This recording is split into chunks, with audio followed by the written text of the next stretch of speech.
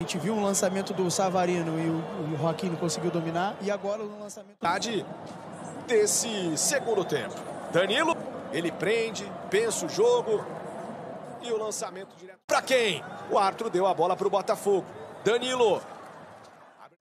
Ele prende, pensa o jogo, faz o lançamento.